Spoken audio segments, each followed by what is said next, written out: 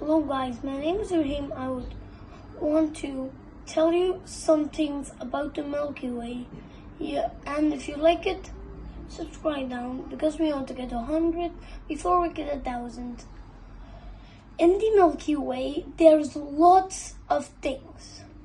The second biggest star is not enough with our solar system to get it all, and even is the biggest star with our solar system and the dwarf planets, because the dwarf planets would not take that much space like the normal planets and the biggest star, and the meteors would not be that much because it will go all to the middle and it might destroy some planets, making less space because the biggest star might be in the middle.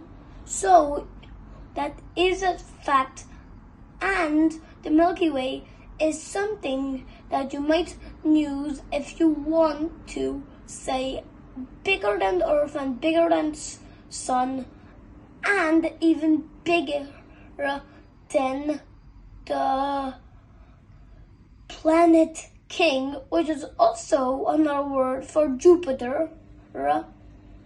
And Jupiter is a big planet, but it's not even close to being as big as the Sun, because even though he's the biggest planet in our solar system, the Sun can also carry 344,000 of Jupiter inside of it. And you might learn from cartoonies, those stuff, but this is with real stuff. So you should check out my other videos, like the one about Santa, to prove he is not real. And to help trees, that was the past video I made a long time ago.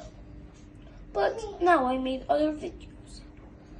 And the Milky Way is a lot smaller than space, because space is infinite and the Milky Way is not even as big as everything in space combined.